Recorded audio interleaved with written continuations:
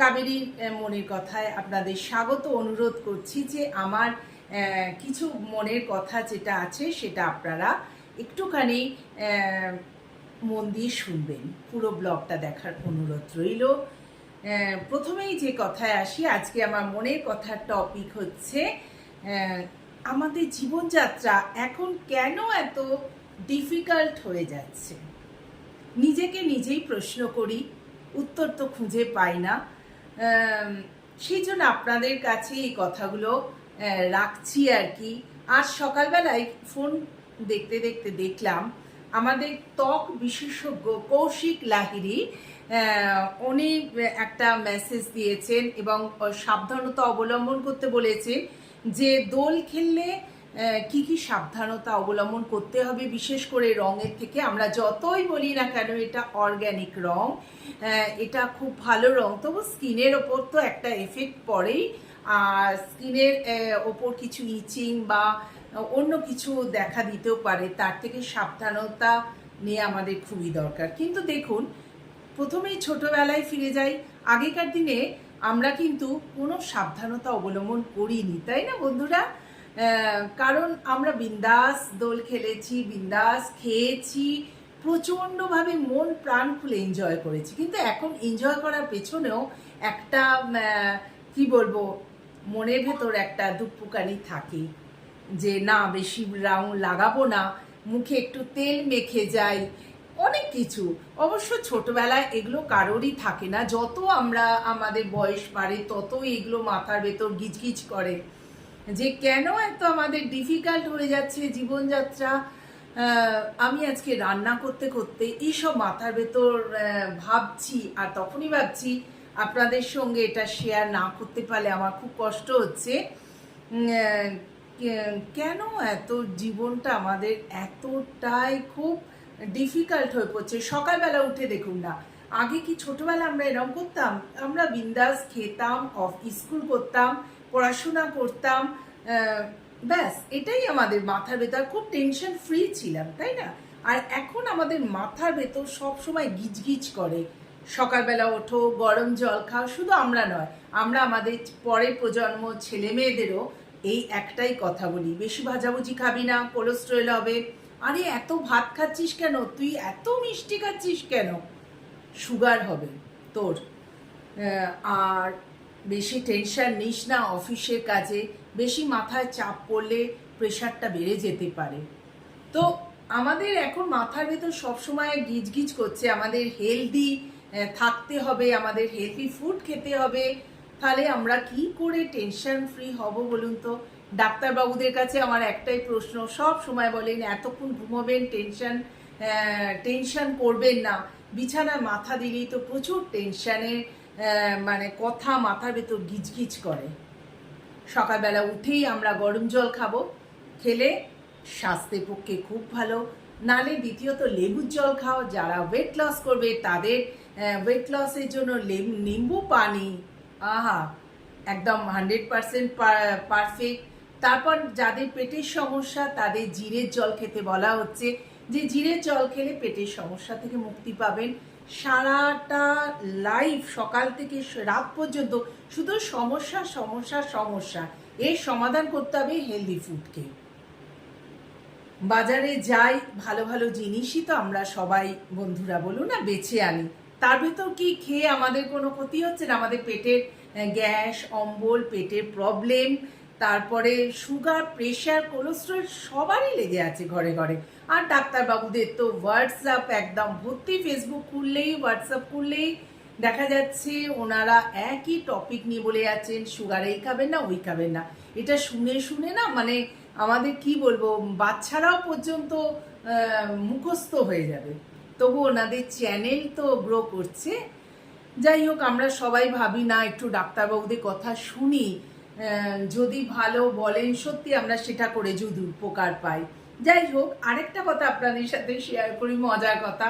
আমার যেটা মনে হয়েছে যে কোলেস্টেরল, সুগার আর প্রেশার, এদের মতো গাঢ় বন্ধুত্ব কিন্তু আমার মনে হয় আমাদের পৃথিবীতে বা সমাজে কোথাও নেই। এটা কিন্তু আমার মনে বারবার প্রশ্ন জেগেছে।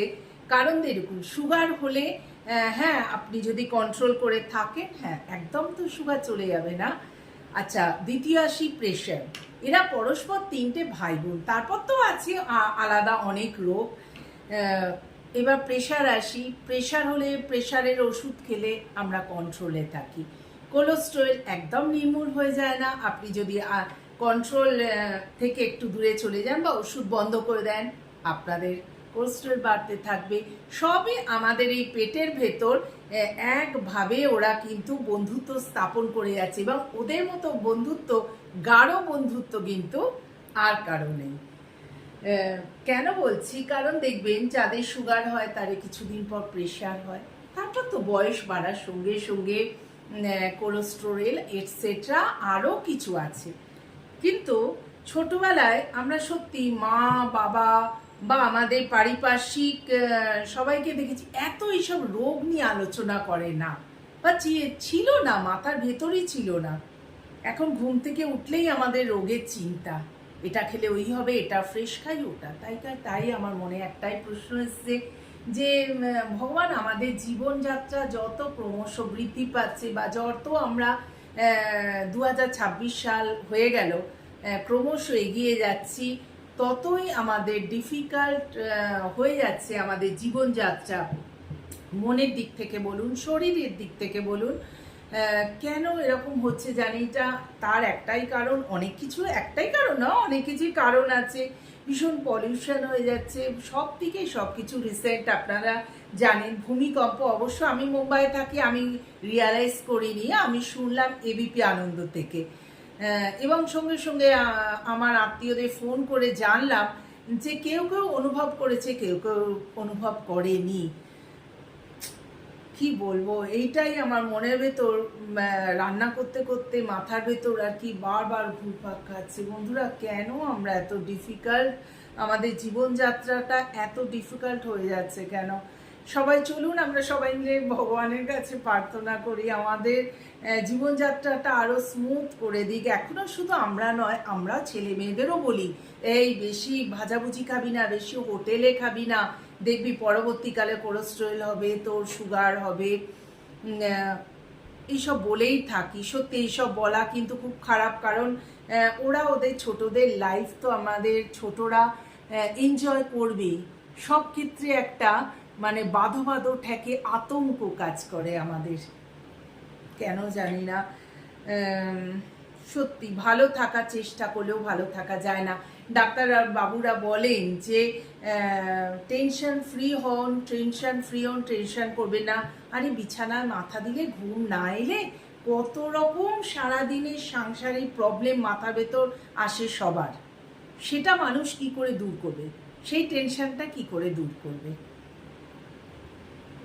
বুঝতে পারছি না। মানে একটার পর একটা আমাদের জীবনযাত্রাটা প্রত্যেকটা দিন এগোচ্ছে, আর প্রত্যেকটা দিন ডিফিকাল্ট হয়ে যাচ্ছে। সবাই তো আর কাজু পেস্তা ড্রাই ফ্রুটস খেতে পারে না, সবার তো সেই ক্ষমতা নেই। তো কেন, যেটা সবাই খেতে পারবে, সবাই আমরা একসাথে খুব হেসে খেলে থাকবো, সেরকম কেন হচ্ছে না? তাছাড়া শুধু শরীরের দিক থেকে নয়, দেখুন না, এখন তো আমার মনে হচ্ছে কারোর সাথে ক্লোজলি মেশাও খুব প্রবলেম হয়ে যাচ্ছে। কারণ আপনি আপনার মনের কথা শেয়ার করলে সেখানেও ডিফিকাল্টিস চলে আসছে। বিভিন্ন ধরনের কথাবার্তা হচ্ছে, ও এইভাবে বলেছে, ও কেন বলেছে, ওর এটা বলা উচিত হয়নি, ও ওরকমভাবে বিশ্রী ড্রেস করেছে কেন, এরকম ভিডিও দিয়েছে কেন, মানে বিভিন্ন ডিফিকাল্ট আমাদের সারা জীবনে, মানে কোনোদিনও বোধহয় খতম হবে না, শেষ হবে না। ডিফিকাল্টিস ক্রমশই বেড়ে চলেছে। কেন এত আমাদের জীবনের প্রবলেম হচ্ছে? ভালো করে বেঁচে থাকার সুযোগটুকু আমাদের নেই। চলুন, আজকে মনের কথা যেটুকু হয়েছিল, জমেছিল, সেটুকু আপনাদের সাথে শেয়ার করলাম। তো বন্ধুরা, এই ব্লগটা যদি শুনে আমার কথাগুলো ভালো লাগে, তাহলে do like, share and subscribe করে আমার পাশে থাকবেন। আর যারা এখনও কাবেরী জীবন কথা সাবস্ক্রাইব করেনি, নতুন বন্ধুরা, তাদেরও অনুরোধ করব আমার চ্যানেলটাকে গ্রো করতে সাহায্য করুন, আর আমার পাশে থাকুন। টাটা।